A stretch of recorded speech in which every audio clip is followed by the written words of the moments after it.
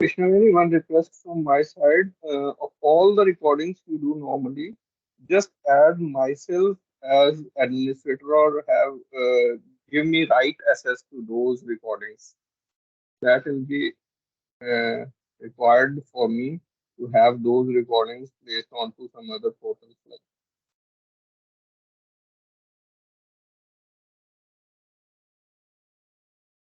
am I audible to you, Krishnaveni? Yes, sir.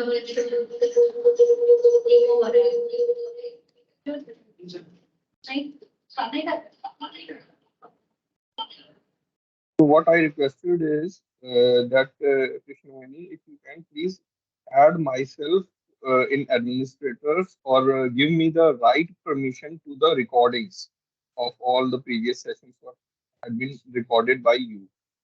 By default, just give me those permissions so that I can use those recorded videos on portal when necessary. Done. Understood.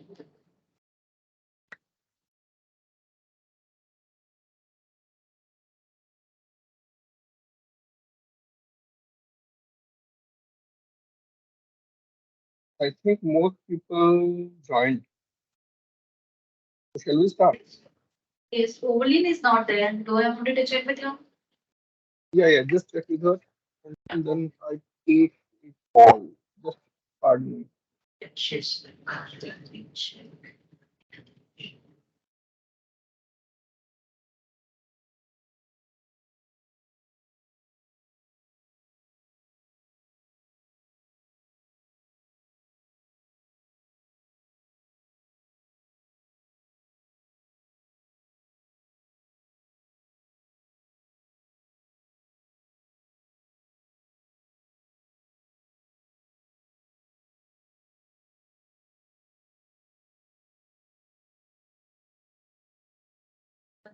Is not accessible. Let me call it.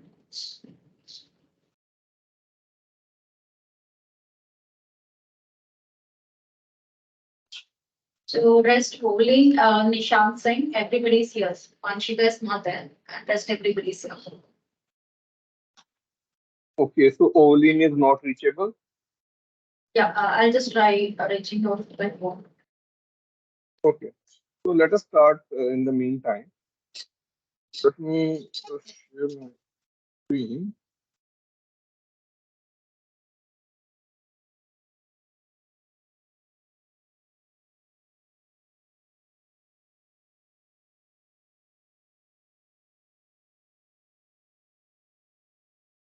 My screen visible to you all? Yes, sir.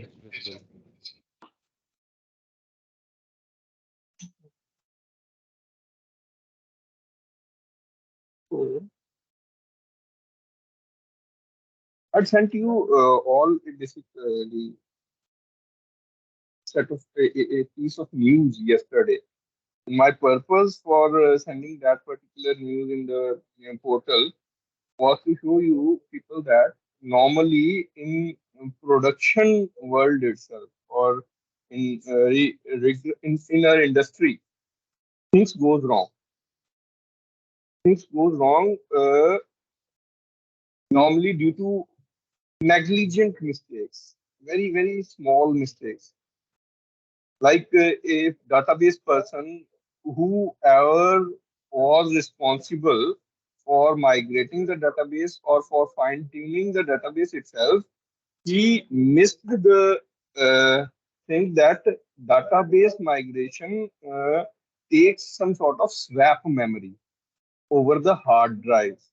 So this negligent mistake of him, maybe due to his, you can say, knowledge issues, or he was not aware fully of the process, what was going to happen or what will going to be happen during the data migration. Because of those knowledge gaps itself, it costed millions of dollars to the parent company or the client itself. So it has huge cost impacts. That is why the standards and various other project management techniques are being incorporated into the larger projects. So they have defined various steps while handling the project. They have business analysts employed. They have, you can say, team leads, solution architects, tech. Those all the persons, they are above, over and above the developers and the actual workforce, like the technical specialists. They are over and above them, and their responsibility is to avoid these sort of mistakes which can arise due to knowledge issues. Okay, and in corporate world, these sort of issues are called P1 issues. P1 means priority one issue. To solve these issues, which can impact the client and cost them to the millions of dollars, such sort of issues are called P1, priority one issues, and the SLA for such issues are minimal. Means they should be resolved within minutes and hours so that no further loss of revenue can happen to the clients. Okay, understood. So we have such sort of hierarchy in the organizational structures. Okay, so let us start today with.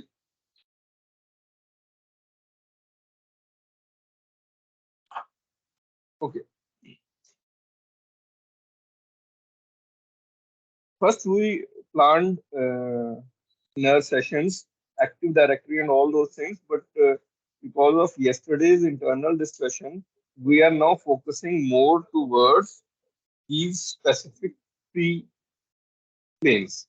One is data science, another one is data engineering, SQL, business intelligence, and third one is Linux and infra. The basic pillars, what will be guiding the technology in future. Likewise, today's era is having a paradigm shift towards artificial intelligence. You all have heard the fancy terms like uh, generative AI, predictive AI, sort of models. And there are different models like GPT-4, GPT 3.5. Before GPT 3.5, there was GPT 3 only.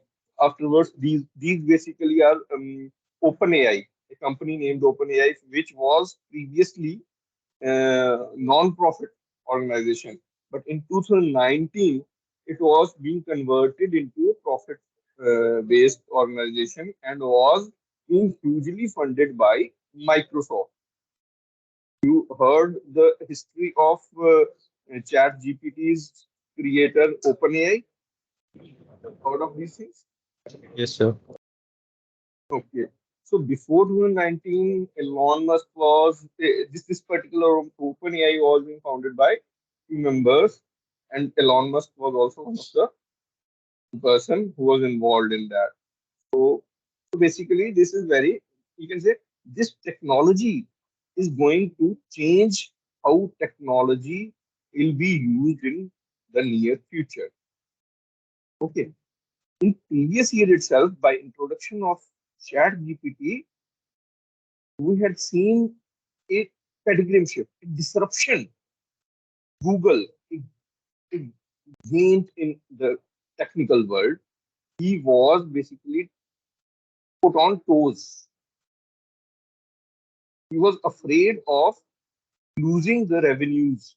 He was afraid of losing his client base because of this technology. So this technology has a hell lot of potential. The people behind these technologies, they are aware of how this technology is capable of changing the world order. So that is why they are putting millions and billions of dollars in creating and training such models. So as OpenAI's GPT model, um, now after converting the organization into profit mode only, now these particular models are proprietary. So proprietary models are being controlled by the organization itself, as we all know.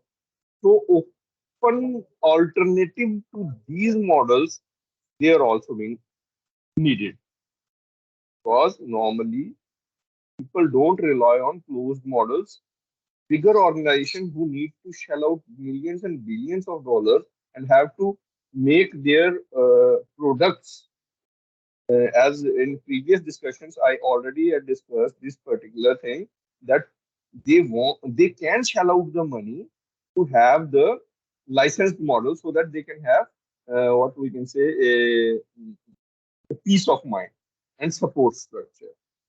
Now, in this case, when they are going to build the whole architecture or whole product of theirs based on some model, what what is encapsulated from their vision means they are not authorized to see that how that models are being trained upon what data sets, and will that particular model, uh, if in any case it was being introduced by some sort of malware intentionally because of by the parent company itself, so it can cause a hell lot of revenue destruction, mostly in banking sector, when they have secure databases to deal with or secure and confidential documents to deal with. So they don't want the external models whose core uh, code or source code is not known to them. They don't want to incorporate those as underlying basis.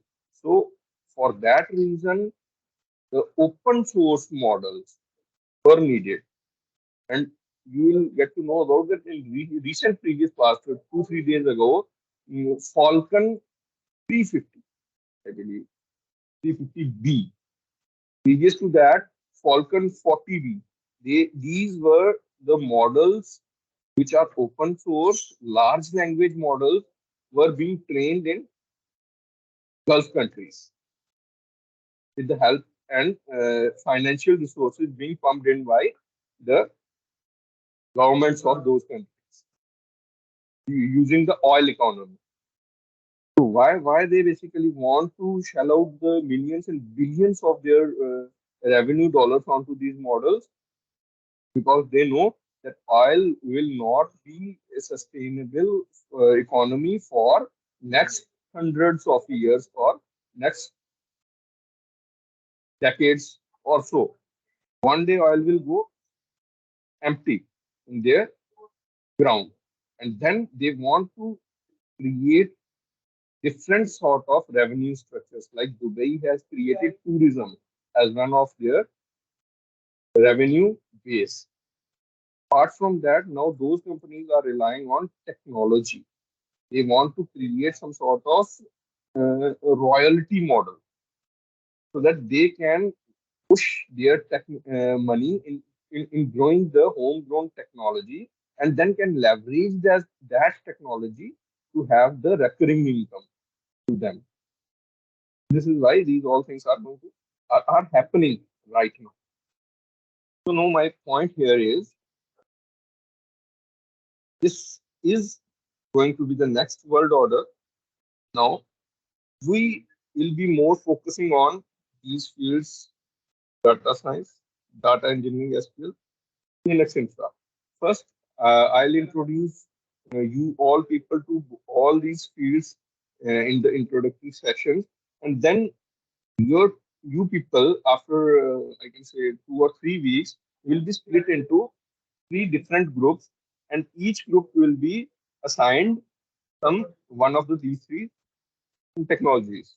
Okay, based on your performance in these sessions, based on your understanding and all those things, what will be happening in these sessions, uh, these persons will, along with me, see who is competent enough for what technology to be absorbed in.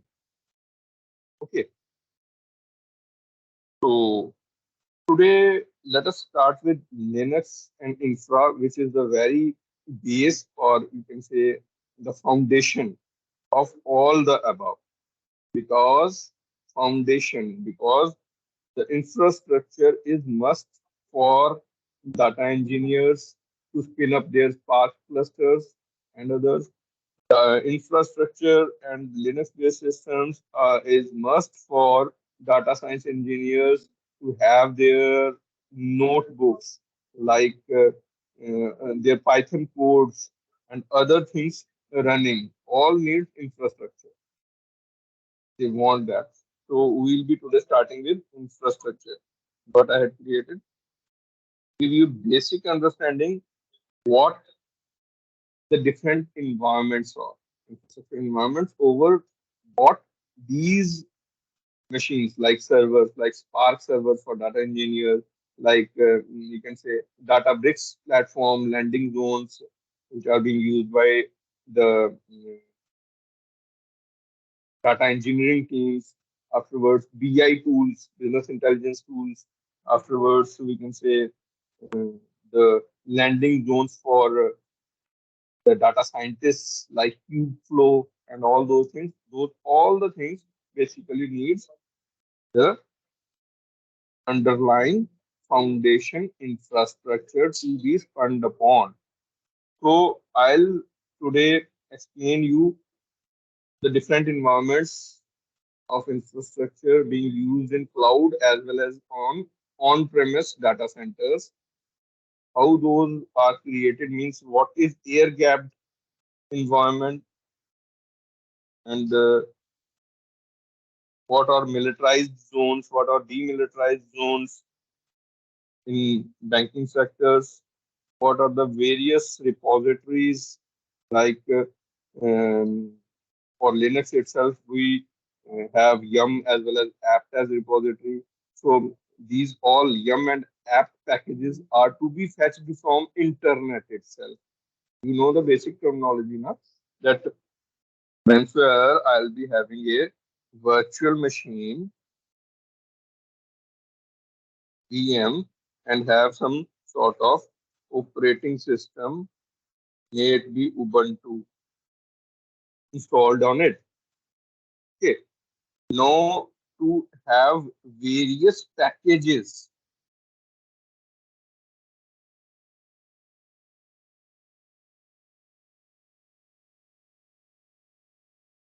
like let me say Open SSH for SSH communication.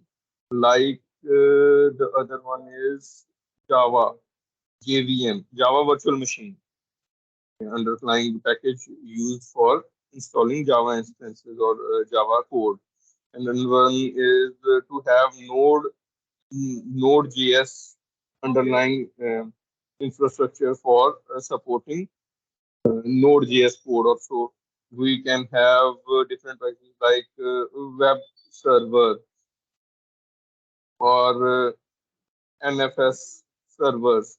These all are packages being installed over some operating system on a VM. So these how these all packages are being installed. You already yesterday had done the installation of these packages. So you had written basically one thing like if in Ubuntu you had written apt get install. Let me say open SSH server. Like this, you normally write command if you are in root user. If not in root user, uh, you have to write sudo to give the privileges. So what this particular command do? This particular command basically do one thing. These operating systems have inbuilt package managers. This app is a package manager for Linux systems using Ubuntu. Now, what it will do? It will, in a very higher level, it will what do? The app package manager will have an address or domain name,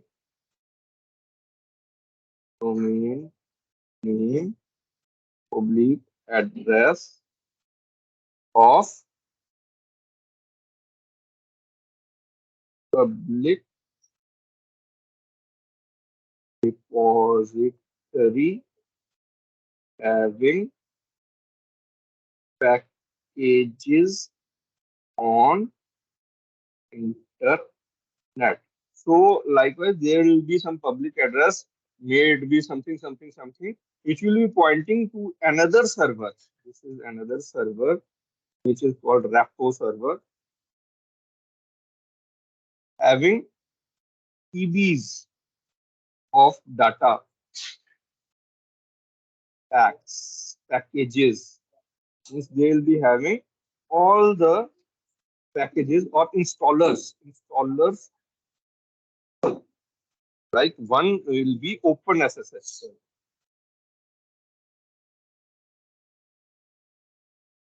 So these installers or installable files are placed over there on internet on some server.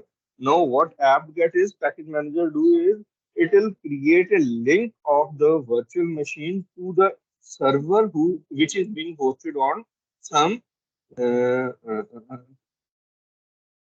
on internet itself, server on some VM or on cloud there at internet, having all the packages. So what it will do, it will go onto that repository, download that in the background, it will get that particular executable file onto your VM only, and then it will start installing that particular thing, and all those things will be encapsulated from your eyes. Normally, when you will do the right app get installed, there will be many lines of coming. One will be saying connecting to the following server, getting that file, afterwards installing that file, getting the dependencies resolved. Then it will again go into the server and have the dependencies files installed. And afterwards, it will be saying that this package is installed. This is the way. So this is how basically the repositories work.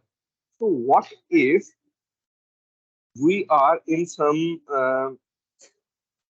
secure network, like in banking industry, and the VMs don't have access to the internet? Means now these VMs are not connected to internet. Then how can we install the packages? We want to install the web server, we want to install the NFS server, other things. Then how can we, if our VMs can't even communicate to the internet or to the repo server because of no internet connection, or the restrictions over the internet connection, then how can we install the things and how can things go flawlessly in Linux environment? So in that case, we need these repo servers to be inside the network. Means to be inside the local area network, which can be pinged using the local IP addresses. So to come on to these advanced things, first we need to understand what are the different IP addressing schemes are, what are the different subnets are, what is public subnet, what is private subnet. In contrast, what actually is subnet? Have you ever people heard of these terms? CIDR, subnet. Any one of you had heard of the term CIDR? What CIDR is? CIDR. Anyone? This particular session has interactive one here. If you don't know, just speak no. You don't know. Or what smaller things you know about it, just tell. No, sir. Speak out. You don't know what CIDR is? We don't know, sir. Don't know. So it is class less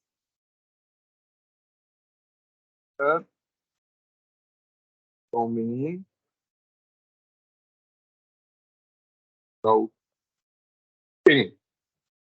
So before coming to classless interdomain routing, because you don't know CIDR, you must have known about what various IP address classes are?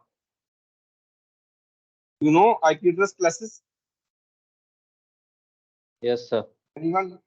So normally class A, class B, class D, class C, class like that. A, B, C, D. You know, these are the four classes. What is difference between all these classes? Class A, class B, class C. Or basically, let us start with this. IPv4 address is a 32-bit address. Okay, done. Any doubt in that? No. Now the thing is, we differentiate or we divide these 32 bits into various different, you can say, mm, in parts, two parts.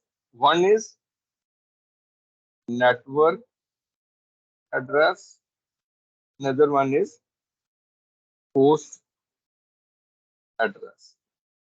So if a 32-bit address, IPv4, 32-bit address, we divide it into two parts. One part, second part. First is network, second part is host. You heard of these things? So in class A, so normally what it is that in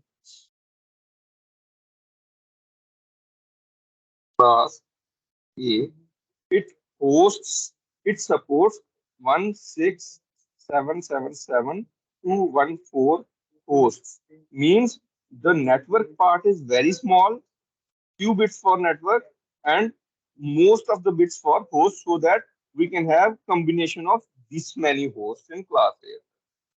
Now in class B, the network part became a bit larger and host part is still larger than the network part. In class B, we have 65534 hosts. And in class C, which normally we use, which is 192.168 dot something dot something. So in this, these three are network part and one is host part. Means 0 to 255 is host part and means we have 254 hosts available leaving broadcast. In class B, we will be having two. First two tuples as network and other two as host. So this will relate to this number. And in class A, we'll have first tuple as network and last three as hosts. And this will relate to this question. Now you understood what is class full IP address scheme. Okay. Now there is a yeah. Now there is a problem in this class full scheme that the limitation is classful IPs limit the ability to combine networks as required. Means we need to follow this notation only. Means for 255.3, we can only have three classes for networks and domains. But in actual world, we need help a lot of after coming the cloud computing and all. We need help a lot of combinations of networks and hosts. What if I don't want 255 to 65534 hosts? I just want 512 hosts. So class full don't give me an alternative to have just 512 hosts. Either I can have 254 hosts or I can have 655 this much host. No in between. So this is not what being provided by class full. So then come the classless. Here we have notations like 192.168.29.1 /24 /26 /25 /31. So what this forward slash means, that the first 31 bits will be the network part. 25 first bits will be the network part, and the rest, here in this case only one bit will be assigned for the host part. Means I can have only two addresses. From that two addresses, one will be broadcast single address. And this means out of 32, 5, 6, 7, 7 bits are used for host part. So 2 raised to power 7 is the number of hosts I can assign. Okay. So I will have a broader perspective here now. I can have 512 hosts also. 2 raised to power something what relates to 512. So that particular number I can always give into the CIDR notion. Then I'll have accordingly the network provision. Now you understood what CIDR is. To make the subnets. It is used to make the subnets. Subnet is a smaller part of large network what can have communication flawlessly in between devices assigned similar addresses of subnet. Subnet basically, why we use subnet is to divide a larger network space into smaller network spaces, which can have less restricted communication. Means the machines or VMs or any other components in that particular subnet assigned the IP addresses of the same CIDR of the subnet can have flawless communication in between them. They can ping each other. They can have the HTTP port number 80 communication between them. They can have FTP communication until and unless we explicitly block that communication using firewalls. Okay. So there again comes the concept of in our on-premise system. What we have a data center. In a larger data center,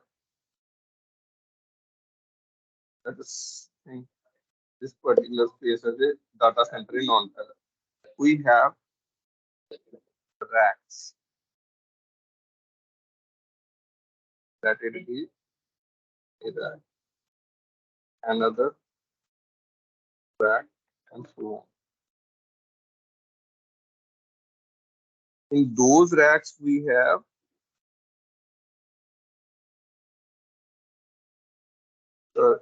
you can say bare metal. Bare metal may be rack server.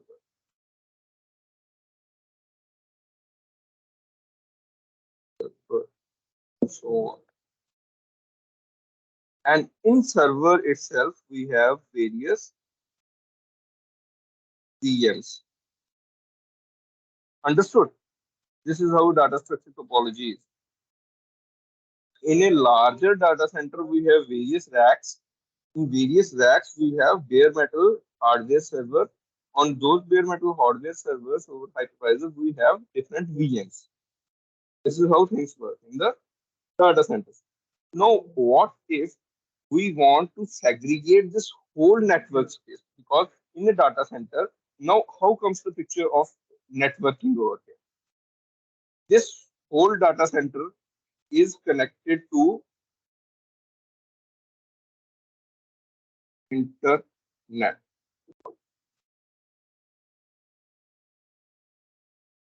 Internet cloud. This data center is connected to cloud, and within this data center, a local area network is. All the racks are within. What are the various networking devices? One is router to connect these to the internet. Another one or switches to interconnect various of the servers to each other. These switches are then connected to the router. So this is basically you can say raw depiction of a high level depiction of a data center. We have various types of switches. So those are leaf switches, spine switches. So each switch will have different functionality. So there is the difference, but to you people, I am giving a very basic diagram that and there will be some sort of SAN switches for storage area network. So there will not only be rack servers, there will be some sort of SAN boxes, the storage boxes being hosted over here. There will be some NAS boxes. Will be having storage for different purpose. We'll be having some GPU based systems. So this is a bit complex, but for simplicity, I'm saying a whole data center, rack, servers, switches, or routers. This is how the things work in normal data center environment. Which now here again comes the thing that these physical switches in a data center connects to the physical servers. Physical server, but these are virtual machines. How these virtual machines are connected to? So in a hypervisor, we will be having a logical virtual switch. So that virtual switch will be a software implementation of a switch over some hypervisor. So what will be the purpose of that logical switch? To have all the VMs connected, to assign the IP addresses to the VMs and all. So there will be logical switches inside the hypervisors of a physical rack server to connect the logical virtual machines, like the physical servers being connected using the physical switches, maybe spine switch or leaf switch. There will be now again a TOR. TOR is top of rack switch. For each basic rack, if we'll be having 42 bare metal servers for 42U rack, all the 42 servers will be connected using the TOR switch, which is top of rack switch. Each will be having a TOR. These TORs will then be again connecting to spine. Spine is backbone, which will be connecting to the routers. So this is a bit hot terminology of a local data center looks like. Okay. Now, what my intention here was to show you what are the different sort of IP addresses, how the communication happens between the various virtual machines or various devices to the internet. Normally, there are two types of IP addresses. One is private, another is public. You know, any one of you, what is private IP address and what is public IP address?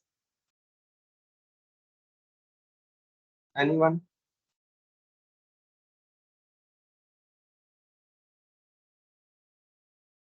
I need to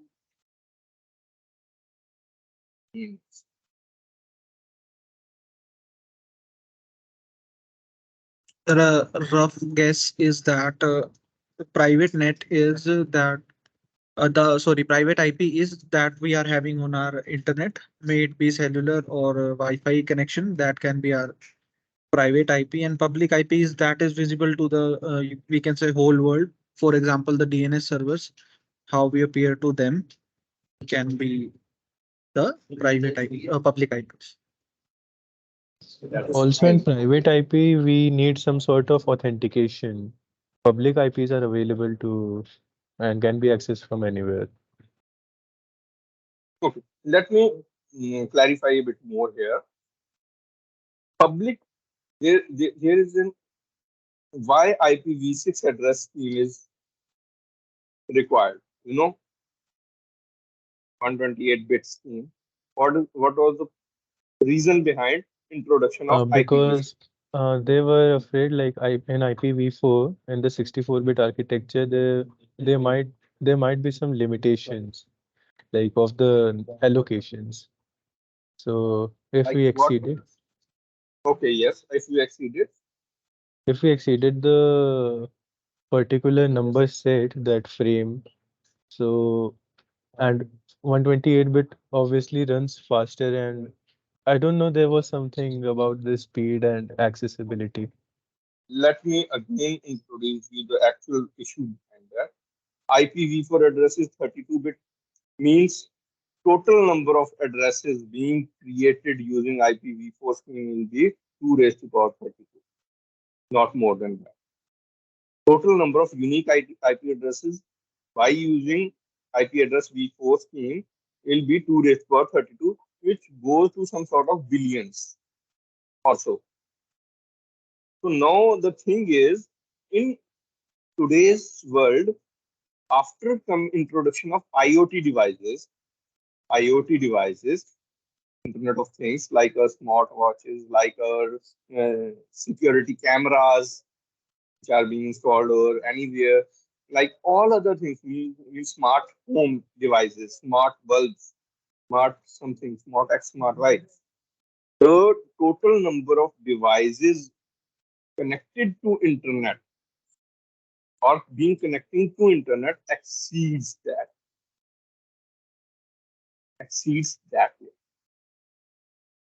No, in public IP address scheme, what is the thing?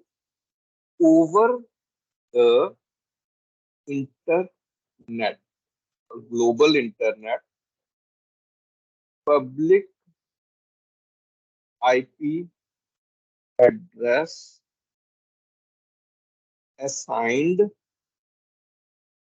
should, and it is mandatory, must be unique, because IP address is a address. So how globally over internet two different machines can have same address?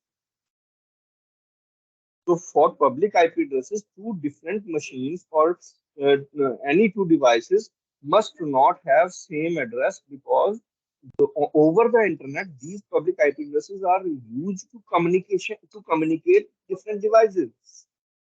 Let us take an example. Over the internet, I have my phone having X address, IP address given by ISP. ISP is Internet Service Provider.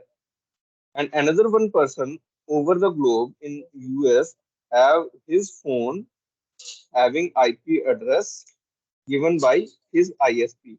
Now over 4G network, that is IP-based network, and 5G is also IP-based network, not analog. They have the voice calls routed over the IP network.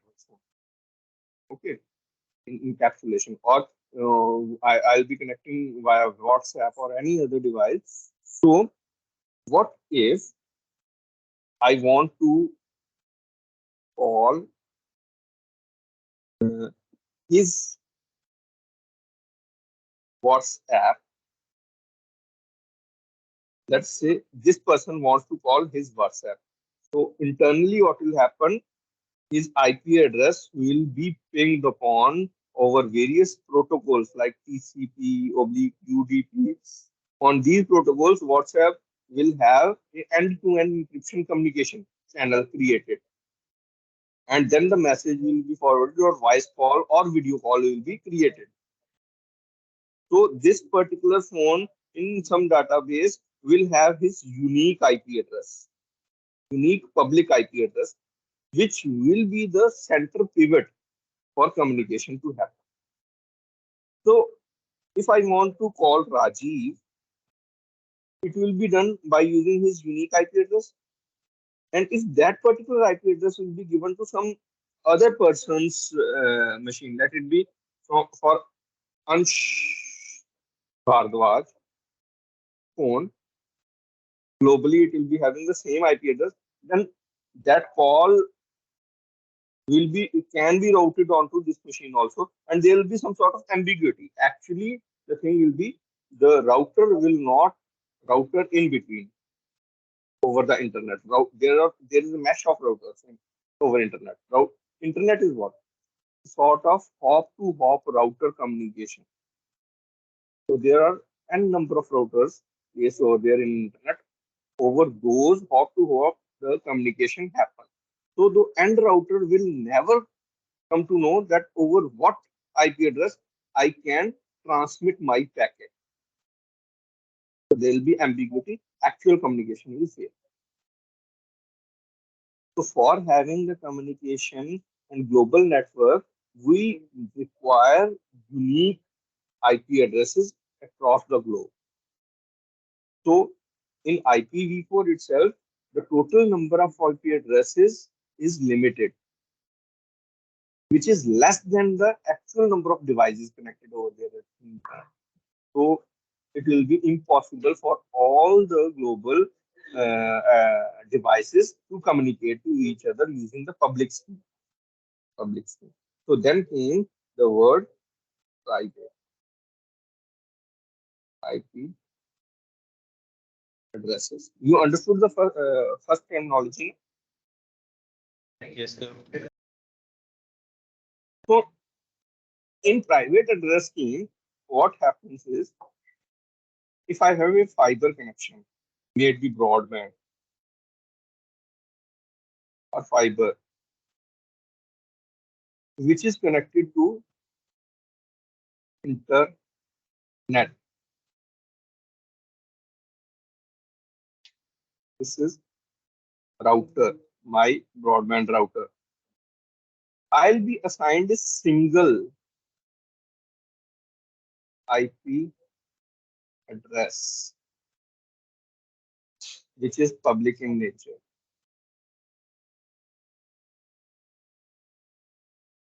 One, and inside that fiber connection, I'll be having, let us say, 3 laptops, 2 mobile devices, some smart cameras, some sort of smart TV,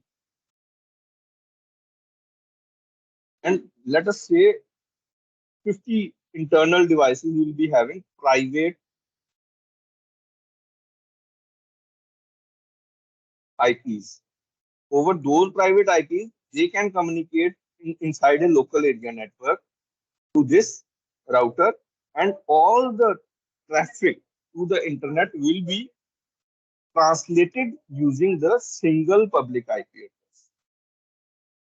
Okay, here comes the picture of network address translation. Internet gateways. And have you ever heard of the terms internet gateways? You know what internet gateway is? Used somewhere. So if network gateways are same like we configured yesterday also. That is internet gateway. Simple gateway, whatsoever you are being configuring that. And in your case, you had given the IP address of your router, maybe Office router. 192.168 office router, which will be having the public IP address. So that will be the gateway for you to the internet. This is a gateway for you to the internet.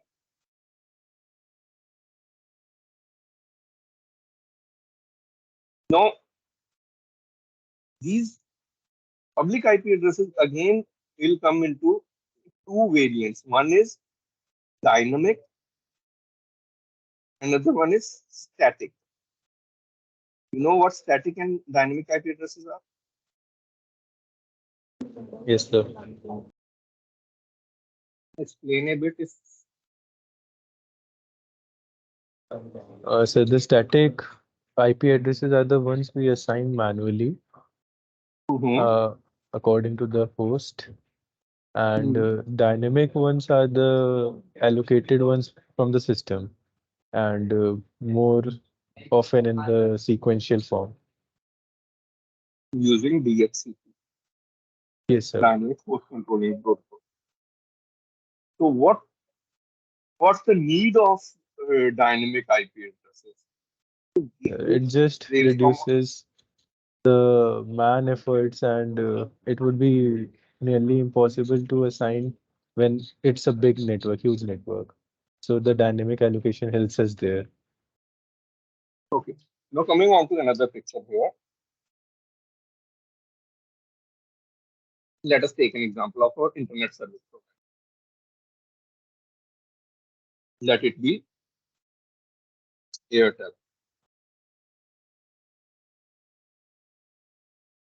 Airtel is our internet service provider. Okay. What Airtel does is it has different broadband connections over in the city. These are broadbands. There is one other thing named leased line. So in city, it has, let us say, 20,000 broadband customers.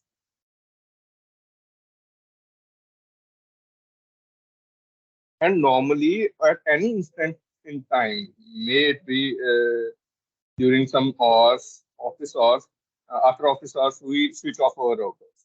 So it will not be connected. Those broadband connections will not be connected to the internet 24 into 7 in most of the cases, in offices or any other spaces, where after office timings, the things will go off. So they basically do a smart thing. They get a pool of let us say 7,000 public IP addresses, and then they'll rotate those 7,000 public IP addresses between these 20,000 broadband customers using dynamically. Means when this particular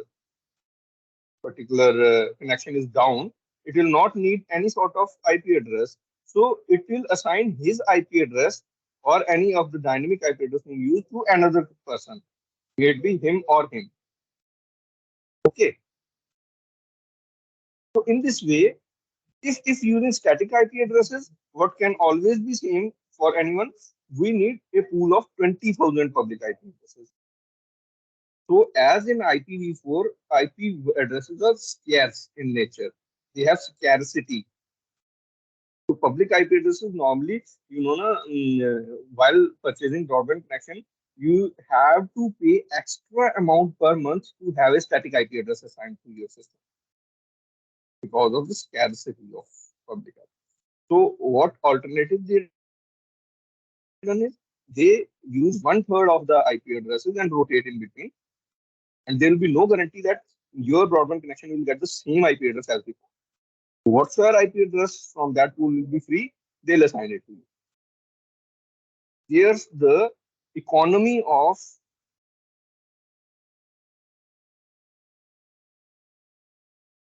dynamic IPs. Um, This is why basically dynamic addresses are being used by because of scarcity of IP addresses. Now again coming on to there here, understand what dynamic address is, what was the reason behind introduction of dynamic IP addresses, what is the reason behind DHCP, or static IP addresses. What is difference between public and private IP address? Private is one what can be given to the multiple machines simultaneously. Like in my home, I have a network with local 192.168.2.x. Let me let my smart device or my laptop will have 192.168.2.20 as private IP address. Now, in my office, I always can have similar network having 192.168.2 dot something, and my other laptop can also have similar IP address. Now, this IP address can be used simultaneously by the different persons. The caveat is those different networks should be different local area networks.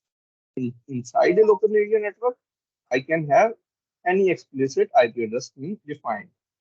Okay, because that is not directly connecting to the internet using this private IP address, so there will be no fear of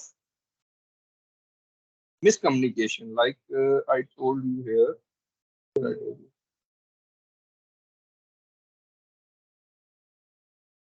Okay, okay. There will be no problem of miscommunication. Like the routers need not to connect to the private IP addresses. They just want the public IP address in their routing table.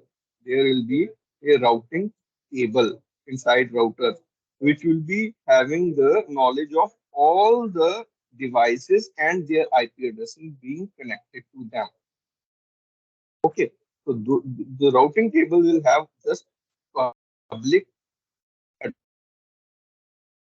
So that is why the internet facing routers will communicate to the internet using the public IP addresses. Perfect. You understand the terminologies and topologies here? So now Yes, sir. what we had explained to you is here I'll be giving you basics of repositories. Okay. I've given you the concept of CIDR, public-private, subnets. Okay. Now public and private IP addresses you understand. In subnets, the subnet having the private IP address scheme is known as private subnet. Means those subnets can, the devices inside those subnets can communicate within each other, but they will not be accessible to the internet, or they will not be having, the devices will not be having public IP addresses which are globally accessible. Now, in cloud environments, there are some sort of subnets or requirements in which we should have the VMs or the servers having the public IP address. So those IP addresses, public IP addresses assigned to the machines via the public subnet.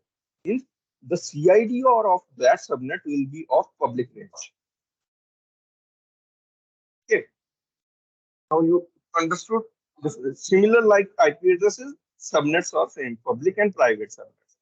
And this was the notation of data center. In this data center, we have an address space, the whole address space. In that address space via switches, the internal of this whole data center can have private IPs, what can be translated by using these switches. And we can, in bare minimum, we can only need one public IP to communicate over the internet. This is bare minimum. We can have other public IP addresses also assigned to the direct machine. That is different use case. But we can operate this whole infrastructure in this way that I can only have a single public IP address assigned to the router, which is facing to the internet. And apart from that, all other VMs and all other devices, boxes can have different private IP addresses. Then in that, there only we can have flawless communication in between the internal devices as well as when these internal devices want to communicate to the internet, then this router will create a internet gateway. Internet gateway using this public IP address, and all the traffic or packets will be translated using this particular gateway and can communicate to the internet itself. Okay. In cloud environment, we call this whole address space as VPC. In AWS cloud, we call this as virtual private cloud. The whole address scheme inside a virtual private cloud can be public or private.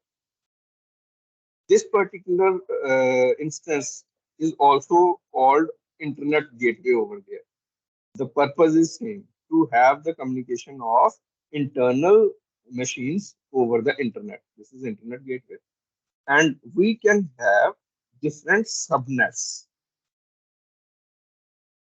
which can operate within themselves. So in cloud environment, we call whole space as virtual private cloud. It has some CIDR associated with that. Some subnets which can be public or private, also defined by using the CIDR, what is associated with those subnets. And then again, we have internet gateway over which internet communication can happen. Now, one more thing in the cloud environment comes into picture, which is called as NAT gateway.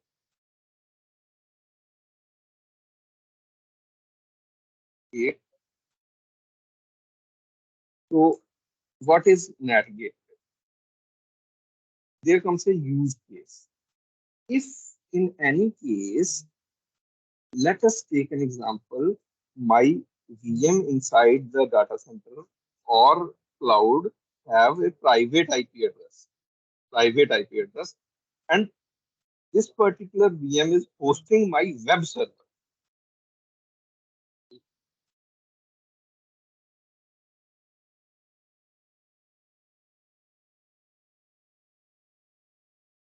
A VM inside a data center having private IP address is connected to a very simple diagram, a router having a public IP address, and then that particular router is connected to internet.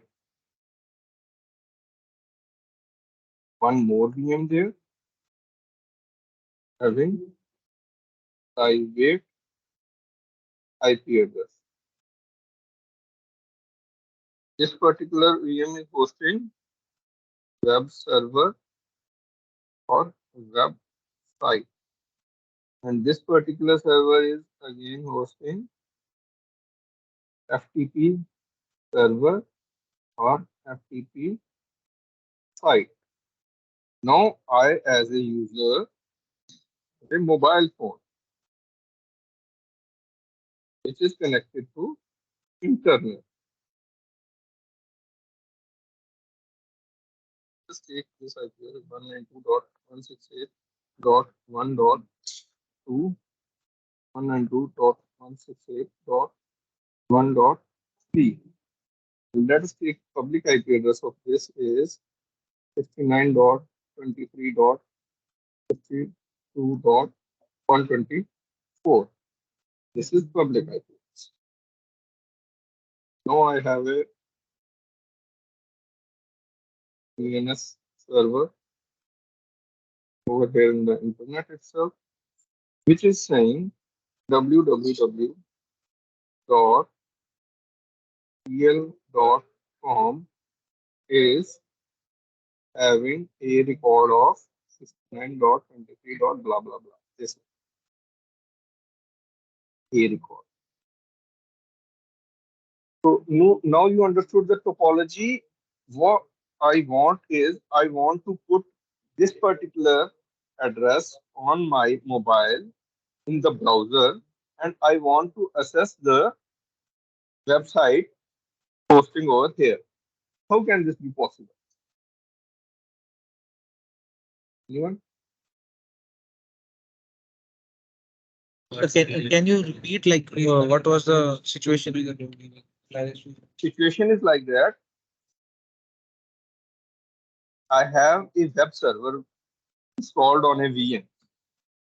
Web server installed on a VM with, and the VM is having a private IP address 192.168.1.2, which can't be accessed over the internet. Because it is private address, it is not available on it. Okay. And I have other VM also which is having FTP website, and IP address of that VM hosting the FTP server is 1.3, which is again a private IP address. Now, these both the machines in a data center are connected to a router inside a data center, which in turn can have a internet connection towards the outer side using a public IP address. Now, this is also So port forwarding will come into play, right? yes, port forwarding will come into play. And port forwarding is also known as network address translation, NAT. And the other name of port forwarding is network address translation. We are translating the network addresses. This is a network address. This is a network address. This is a private network address. This is a public IP address, means public network address. So now we are translating the public or private address to each other using what? Using the port number. So here again, what comes into the picture is this particular IP address is single, single. And I want to leverage this single public facing IP address to serve maximum virtual machines. Maybe one is hosting the web server, another is hosting FTP server. Maybe we can have hundreds of other VMs also having the private address, and we want to expose those private address machines over to the internet. In this use case, I want this web server to expose its websites using this public IP address over to the internet, so that my mobile device, when connecting to this IP address or the domain name, can have direct access to this. So now what comes into picture here, in websites or web servers, normally 80 number is port is used for web traffic, which is HTTP. Okay. In FTP servers, normally 21 number port is used for FTP traffic. Now I will create a rule inside a router or a firewall, whatsoever is the internet gateway, and that rule will define that the public side of or WAN side of address is 69.23.62.124, and the LAN side of address is 192.168.1.2 when using the traffic over port number 80. This is port forwarding. So whensoever the HTTP request, for any website, when a browser creates a request, it requests over port number 80. So in nutshell, what I'll give you, actual background, in background browser do one thing we call www.el.com. We write this particular thing inside our browser to have. So in background, it do www.el.com:80. So it translates, it requests it onto the port number 80, because it is mandatory for the request to accompany with a port number. And if I want to explicitly override the default port number 80, I can always write www.el.com for :8080 or 8081, 8082, whatsoever is defined. So then by default, it will not accompany the request with port number 80, which is HTTP's default port. It will accompany the request with HTTP 8080. So in background, the request packets goes must always have the port number associated. So this request packet then will go to the DNS server to resolve the DNS name. DNS name will then translate it to the IP address. Now the this term or this term 80, I can say, will be translated into 69.23.62.124 colon 80. Means I want to go to this particular IP address over port number 80 because our router is having this public IP address and which is unique over the globe. The routers will basically end up the packet up to this destination, and the packet will be having this information that I want to access port number 80. Now, when the packets will terminate over here on this IP address and will ask for port number 80, then its internal rule inside NAT forwarding rule inside this router will see what particular port is accompanied with the packet request. It will see 80 number port. Then it will translate that request to the 1.2 address. Internally, it will be having two channels, one for port number 80, another for port number 21. So when the request over this IP address accompanies with the port number 80, it will translate all the requests to the web server, and then this web server will basically give the web page what's requested, and the whole process will be backdrop. Means this particular mobile browser will have the web page shown.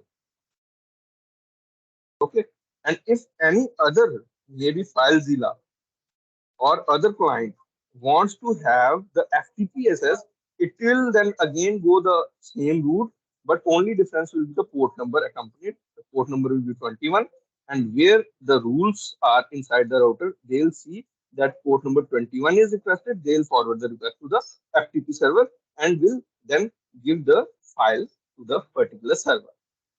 Understood? This is how the basic topology or networking works. This is how our public IP address comes into picture, our NAT, our internet gateway, all those things will come into the picture. Now again, going on to the cloud world, nothing is different. Only the terminology is same.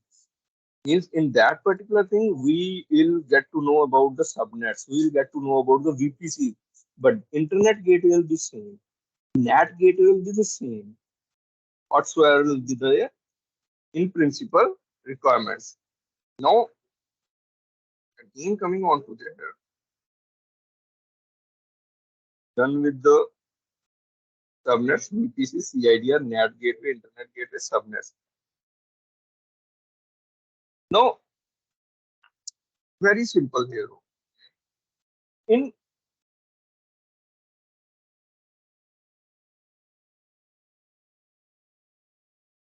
industry itself, let us take the example of banking sector also. You now understood what is public IP, what is private IP, what are these subnets. So let us take an example. In AWS Cloud itself, for some organization, we have a VPC. VPC is nothing but a network space, a large, huge network space with a CIDR. Let me take this VPC as 10.2.2.1/16. This CIDR means we can have combination of these changed. Means 16 bits are network and 16 bits are host. So inside these network, we can have 655XX, maybe this much amount of hosts available. So we can have this much amount of IP addresses allocation for this CIDR. Now, in this VPC or network address space, let us take an example. Two organizations are there, two departments are there. One will be having their separate subnet, another will be having their other separate network. Now, the subnets on this VP,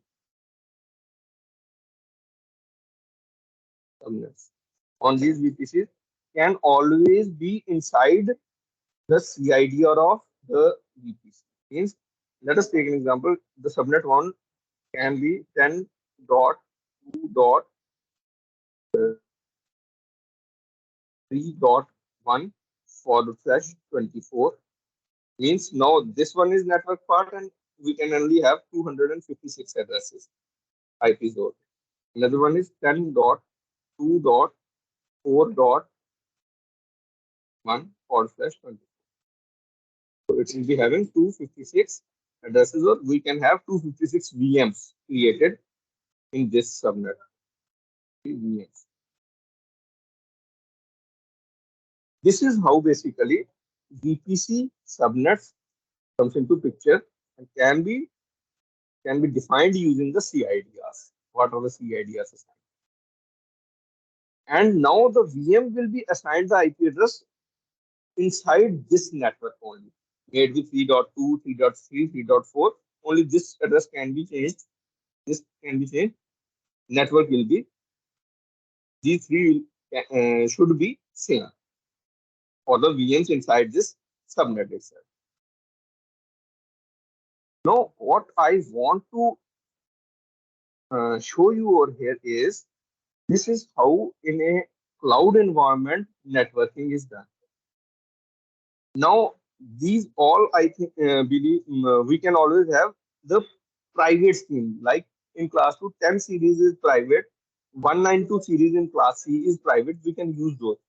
So, but what if we want to have some of the VMs to be given unrestricted access to the internet? Now, this VPC always can connect to the internet using router, same public IP.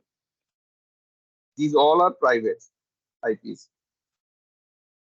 And using public IP, internally, it can always translate the things into netting or so. So what if I want this particular VM have two IP addresses? It is possible over different ports. So over different interfaces, we can have multiple IP addresses allocated. May it be, it will be having one of the private IP, which is 10.2.3.9, and another IP address will be public nature, may it be 69.29.4.25. So this VM will be having two IP addresses over two different interfaces. One used for internal communication within the VM, another used for direct internet access. May it be serving the web server over the internet directly using this IP address over some interface. So this can also be possible. Now, in some environments, we can always define the rules of communication. Means some of the virtual machines will be having only private IP addresses. No public IP addresses will be assigned, and all those private IP addresses will not be translated anywhere. Means no net translation. So that sort of network is called air gap. Air gap means no connection to internet. Neither from internet anyone can access the VMs inside, nor the VMs from inside can communicate with the devices present over there at internet. That connection is called air gap connection. Only a single channel via militarized zones. This sort of network is also called MZ. MZ is militarized zone. With all the borders, no access. In these sort of militarized zones or air gap networks, normally databases are placed. Crucial databases, crucial banking databases. What are the very or should be very restrictive in nature or security sensitive documents. So those sort of databases or security sensitive documents are placed in such sort of militarized zones, which are nowhere connected to internet. So what will be the purpose of having whole the database placed inside somewhere which can be accessed from anywhere? So whole purpose is defeated of hosting any sort of, and until and unless instead we want to archive those things into some sort of tape storage. So normally databases are used to serve something to the applications also. So how those things can happen? Now this sort of database is nowhere connected to the internet. No one can access that particular database. Then what will be the purpose of hosting the database itself in the first place? So then comes into picture another zone which is called demilitarized zone. So now the caveat is this particular zone, militarized zone networking, this network rules plays the picture. Network, these particular militarized zone or any other machine in this particular zone is not exposed to the internet anywhere, but only having a one rule to connect to the Bastion, Bastion server or Bastion machine.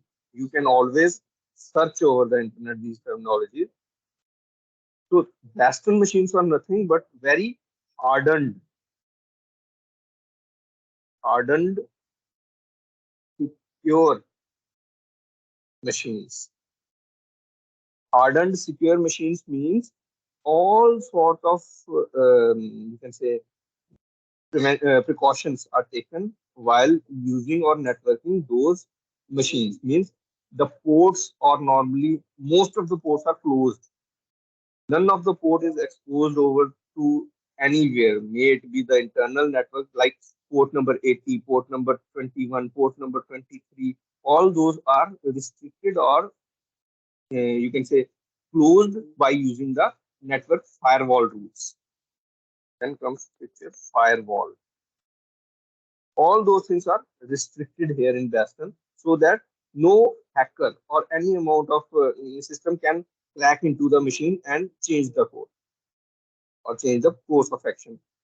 And in these militarized zones, the databases are only tunneled to these bastions, and these bastions, which are very hardened enough and secure enough, will in turn tunnel that particular data to the web servers.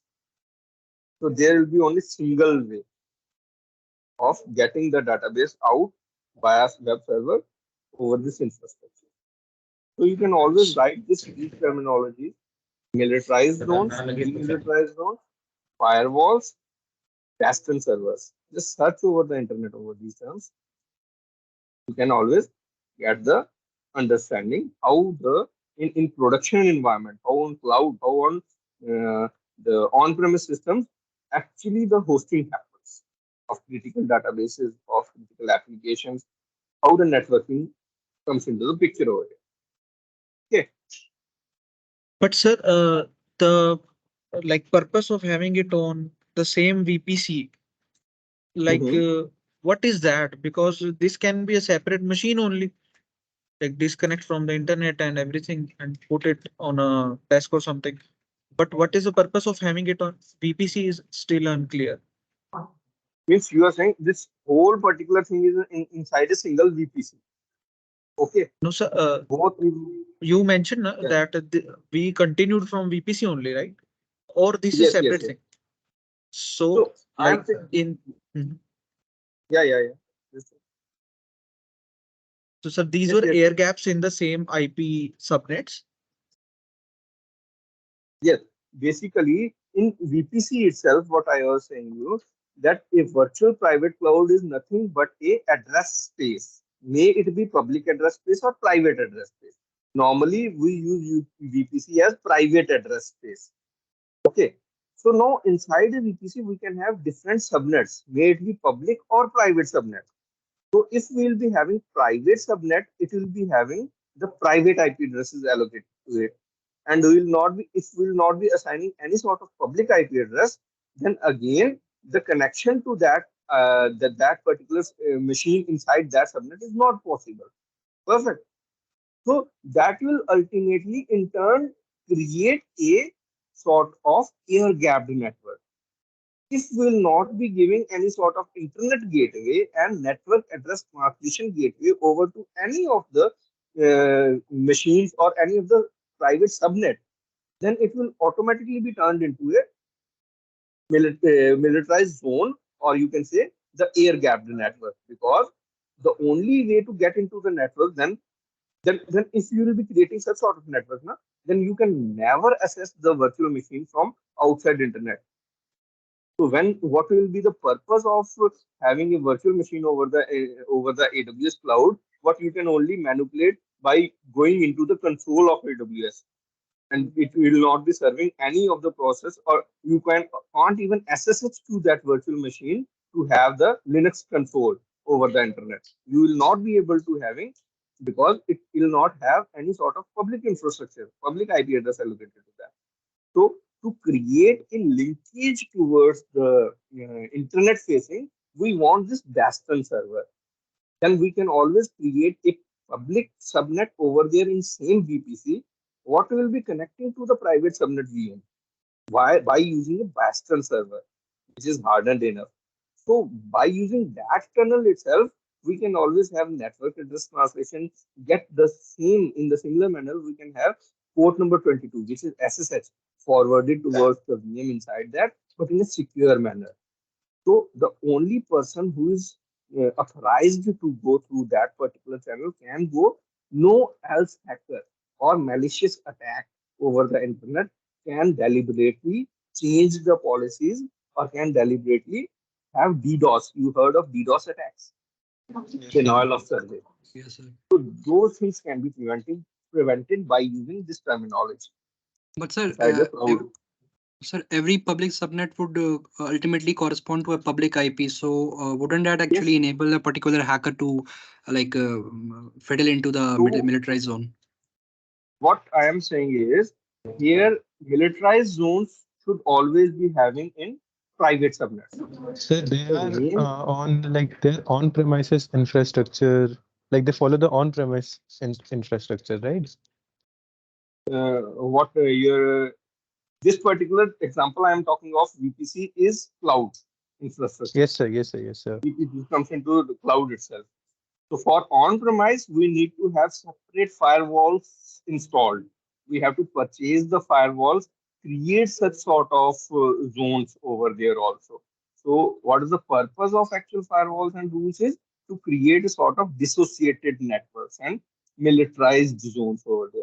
So in on-premise system, to replicate this structure, we want firewalls and all those things in place. That sounds like Create we rules. need a mini VPN sort of scenario to access that militarized zone. VPN again then comes into picture, like virtual private network or the tunneling effect.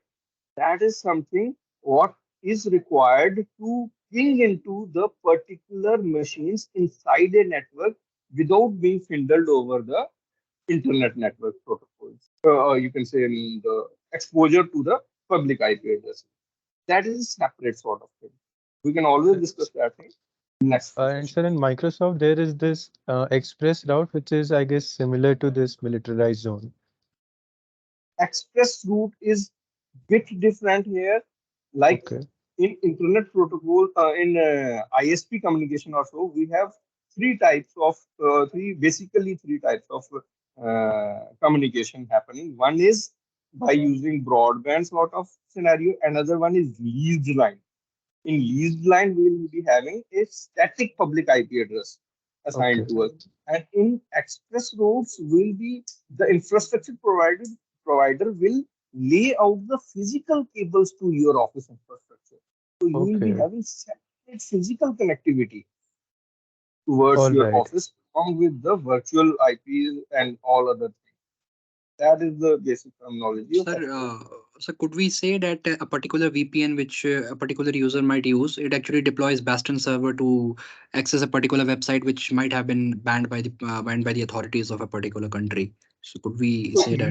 you are basically confusing the Bastion server with a you can say VPN, virtual private network, the proxy server.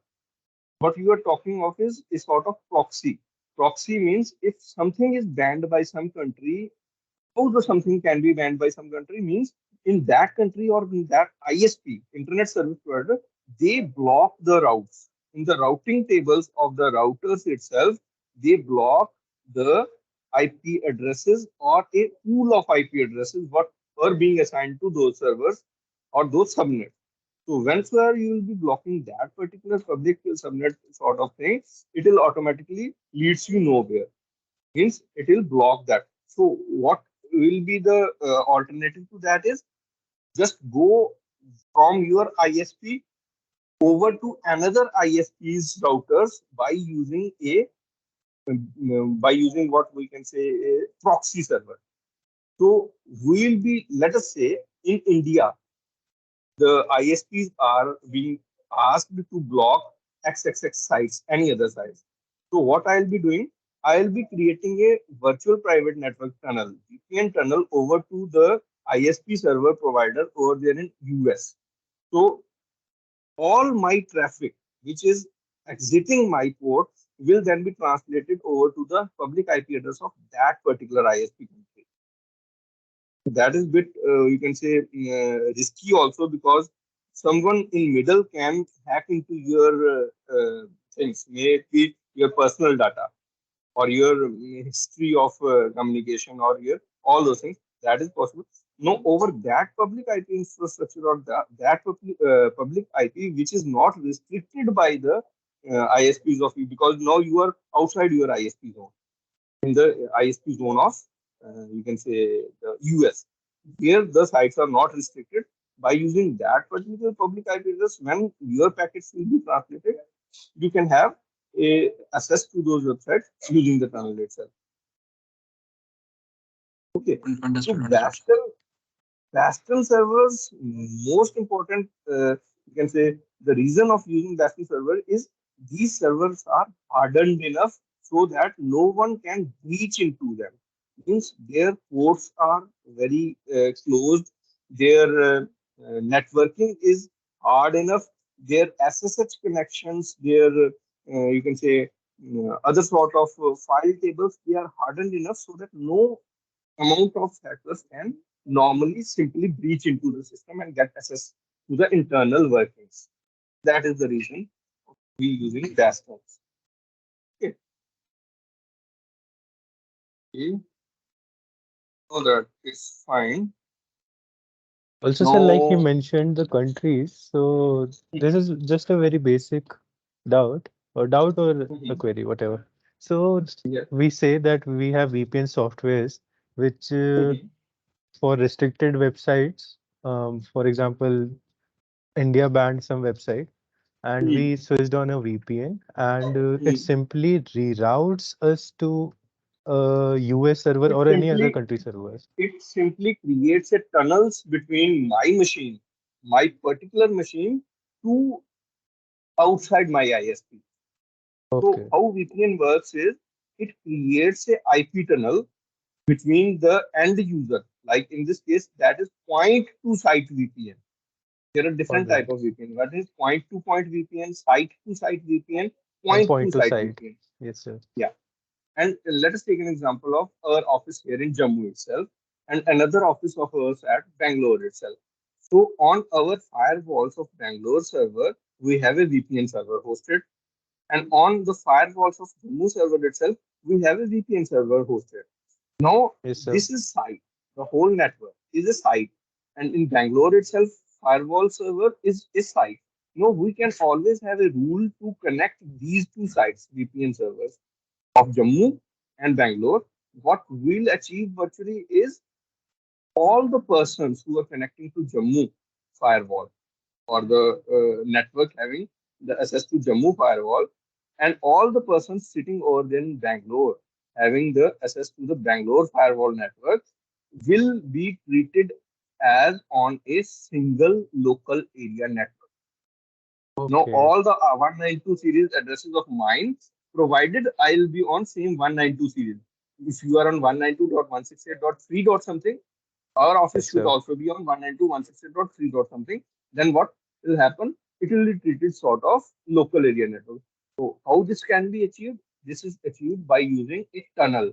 Normally over the internet, what VPN sites does, the firewalls does, servers, VPN servers on firewall does, they create a tunnel from Jammu server to Bangalore server. And all the traffic, local traffic will be routed through that tunnel, which can't be breached or hacked upon by any external because Okay. that traffic is encrypted. So now in your case for mobile, the virtual tunnel between your mobile device, because when you install the VPN sort of a server, VPN server will kick into your mobile device. That is point server. And another one server will be the A site you site. are connecting to. Yes, On sir. VPN server, it will be showing that you want to connect to US VPN, you want to connect to the UK VPN, Singapore VPN, and that Yes, sir. particular will be the VPN server firewall site of the that particular country. Yes, sir. Then you will be created a virtual private tunnel will be created from your mobile device only. Now, ISP will not interfere here. Like in my Yes, sir. case, ISP or public internet was not in picture here. It was only used to create an encrypted tunnel. So ISP will not even know that what is going through that tunnel. Yes, sir. So that to know from your basically tunnel point to the that UK server, there will be a private tunnel, and over onto that particular site, you will be exposed to the internet by using their network infrastructure. Means Okay. when sir you will be searching on the site, the site owner will get to know the IP address of that VPN site. Means the public IP address by using what you are communicating to the internet is public IP address of that US site. Okay. The website will log in their logs that some visitor from US came to me. It will not be showing that some visitor from India came. Yes, sir. Now you understood the concept of what VPN is. Yes, sir, I do. Perfect. So this was today's session. I Sir, believe you. another doubt Yeah. which I had, like you talked about voice over IP services. So like Yes. I've heard many people, like being a layman, like I've heard many people Mhm. that when we talk over the phone, we should be using WhatsApp calls, which are not able to be penetrated by hackers, as they say. So why is that? Because they are end-to-end encrypted. You know how encryption works? Sir, Encryption model works on basically private public key terminology. Normally, all the data being sent from your mobile end-to-end encryption means one site will be your mobile device. Actual encryption will happen on your mobile device only.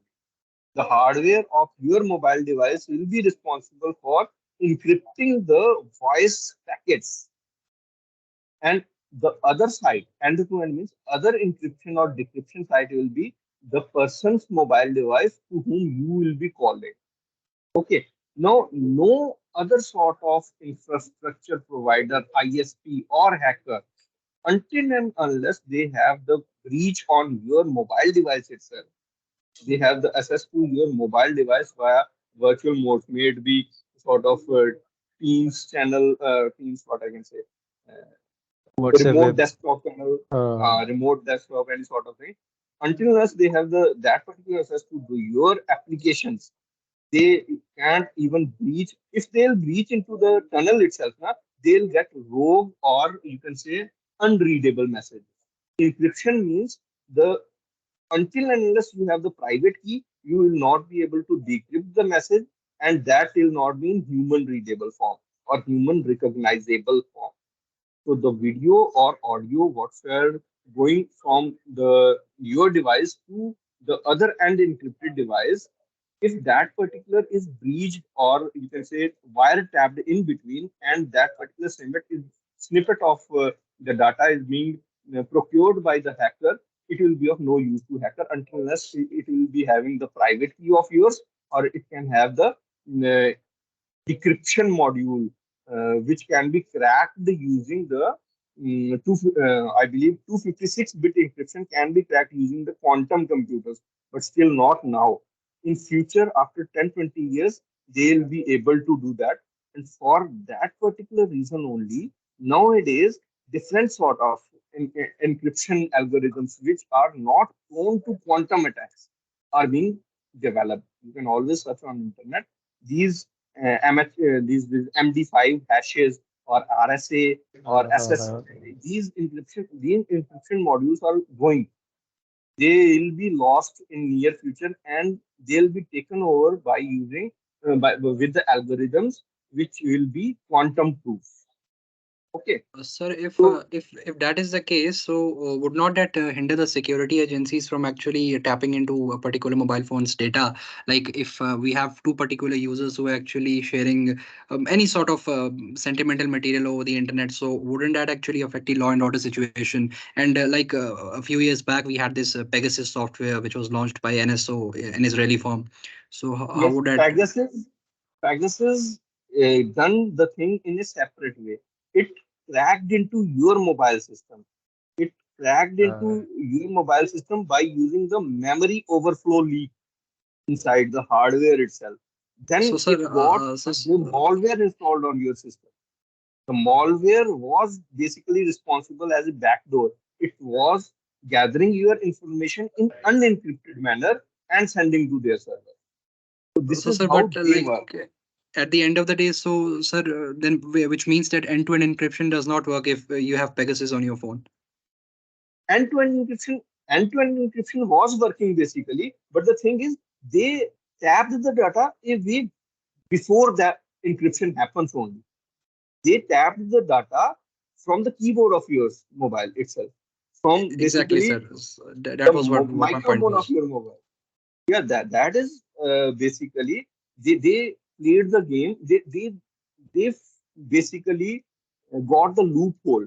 They breached into the loophole whatsoever was being provided by the memory leaking. Like in leakage system, whensoever a sandbox model have memory overflow, the processes inside the RAM, random access memory, can have the you can say can have the access to the memory block of other like application or program working. So they use that flaw of the system Understood. to Understood. have the backdoor installed. So it you can always it is just saying that nothing is private over there. Yes, sir. Just Exactly, sir. have that thing in the mind. Nothing is private. Even CIA and the hardware manufacturers like Intel, like AMD or others, they are being controlled by. They are corporations, but are operating from a land which has law over them, and most of them are US based. Intel is US based, AMD is US based, and CIA of America don't want their competitors. They want to tap Yes, on sir. them, and in the back end, they the hardware manufacturers itself they create a backdoor in the hardware structure so that only few can tap onto that and can have the security breached of their rival countries. Like in previous year itself, or year before the previous, Huawei was banned. Huawei is a hardware manufacturer for 5G. So because that was being controlled by Chinese government, the countries elsewhere had speculated that they must have put some sort of bug inside their hardware to so that they can breach into our network security. So if any of the law enforcement agency like army or other defense establishments, if they'll be using their hardware, uh, in turn, China government can always breach into the system using the flaws being introduced into the hardware itself. Then they can breach into the security. They can get the information. Similar thing is being done from the past many years by US. That is why US is world leader. So Exactly. all the processors what we are using, they have basically some sort of cause in them, which are intentionally created to give the access to CIA or other law enforcement agencies of US or so. Okay, so nothing is private. Don't think of even that. So what the thing is, you should not be bigger enough like a country or a very important person. The persons like us, they are of they can't harm because they don't want to put their time on us. So we are safe. Others are who are very important persons. They can always be So breached. population is meant to be an asset of the country. This is what America did post 9/11 when they introduced the Patriot Act. Like this was equivalent to a FBI raid on a particular person's home. Like they were tracking data of each and every person in the US post 9/11. Perfect. So this was This is how what like I want. This is what I want to basically convey to you all. Just don't. Security is a myth. It is a myth. yes, sir, exactly. Overhyped myth. Okay. You know, the thing is, today we have got, I believe, 2 hour session or so. No issues. Now, one thing here is we got information of the things. Now, I'll be sending you some of the tasks for today on the chat itself. Those will be the very basic Linux tasks because you all have the Linux operating system or VM installed on your laptops itself.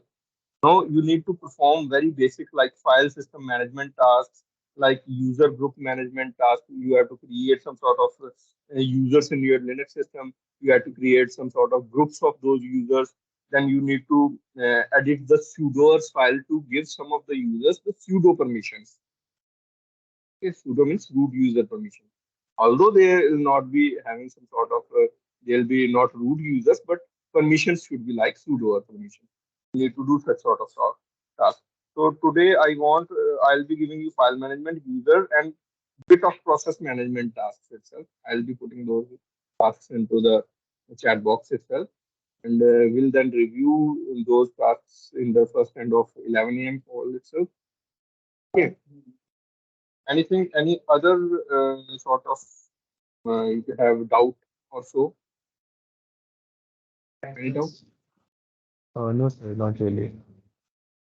Okay. Like we'll have to go So, through the today's session of obviously because a lot of content has been delivered from your end. yeah, no issue. That is why we created recordings of these things. Because Yes, you sir. can always go through the recordings, and afterwards I'll be giving bit of tasks to you, very simple tasks for Linux itself. And what our purpose is to empower you people for the three fields itself: data science, data engineering, as well as. And apart from that, in these sessions of 1, 2 hour or anywhere, they can even stretch up towards 3 hours or so, anywhere. So we'll be talking of separate things like Active Directory, containers, and all others for with a dedicated 1 hour or 30-minute session each day. Apart from these three sections, we'll be talking of other technologies also, like Docker, containerization, microservices, and Kubernetes and all those things. We'll be having separate session of half an hour or 45 minutes every day. Comfortable with that? Yes, sir. So in any case, I have given you the names itself, like for Linux, Yash, Ravish, and one is